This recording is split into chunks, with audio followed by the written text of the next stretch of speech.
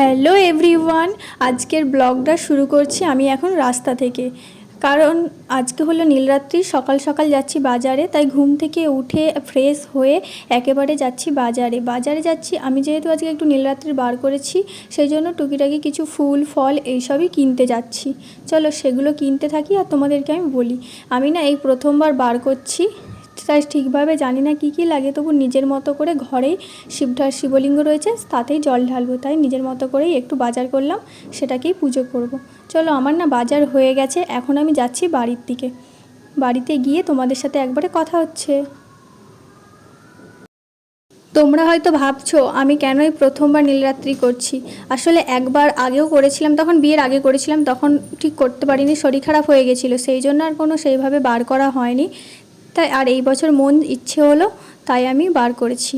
আর বাড়িতেই দেখো চলে এসেছি, এসে এখন বানাচ্ছি চা। আমি খাবো না, কিন্তু বরের জন্য বানাচ্ছি। Hello everyone, good morning. তোমরা সবাই কেমন আছো? আশা করি তোমরা সবাই ভালো আছো। নতুন আরও একটা ভিডিওতে তোমাদেরকে স্বাগত জানাই।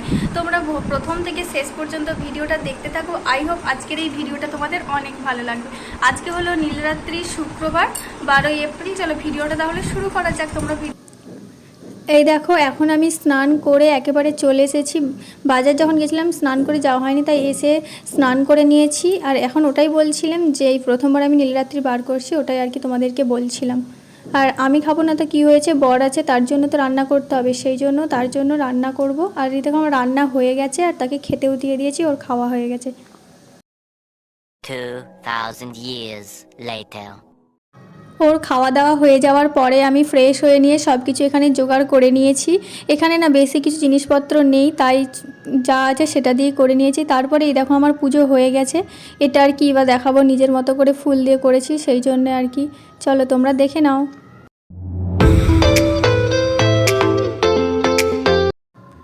তারপর এই দেখো আমার পুজো হয়ে গেছে, আর এখন আমি একটু জল খাবো আর কিছু খাবার খাবো। চলো কি খাই সেটাই তোমাদেরকে দেখাই।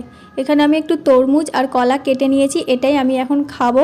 খাওয়া দাওয়ার পরে এখন আমি এসে গেছি ছাদে। এখন যেহেতু গরমকাল আর বেলাটাও অনেকটাই বড়, তাই বিকেলবেলার দিকে ছাদে বেশ অনেকটা সময়ই কাটানো হয়।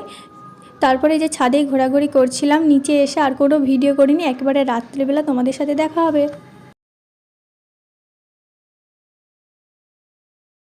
2000 years later. রাত্রিবেলা এই যে আবার রান্না করব, তার জন্য জোগাড় করছি। রুটি আর আলু ভাজা করব, আর মিষ্টি রয়েছে, সেই জন্য এখন আলু কাটছি। আলু কেটে তারপরে আটা মাখাবো। চলো আলুটা আগে কেটে নিই, তোমরা দেখতে থাকো। উপোস থাকার পরেও বাড়ির বউকে রান্নাবান্না করতেই হয় সবার জন্য, শুধুমাত্র আমি বলে আমি নয়, সমস্ত মেয়েদেরকেই এটা করতে হয়, তাই সেটাই আর কি বলছিলাম তো তখন তোমাদেরকে।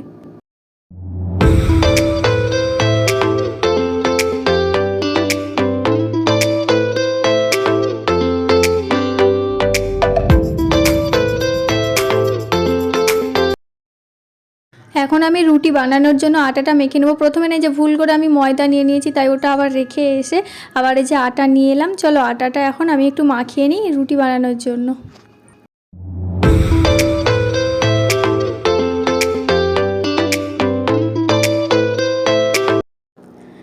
এরপরে আমি আর না কোনো ভিডিওই করিনি। এই দেখো এখন আমাদের খাওয়া দাওয়া হয়ে গেছে, আর প্রচণ্ড ঘুম পাচ্ছে, সেই জন্য ভাবলাম চলো তাহলে ভিডিওটা এখানেই শেষ করে দিই। আর আজকের এই ভিডিওটা এতটাই, দেখা হবে পরে নতুন আরও একটা কোনো ভিডিওর সাথে।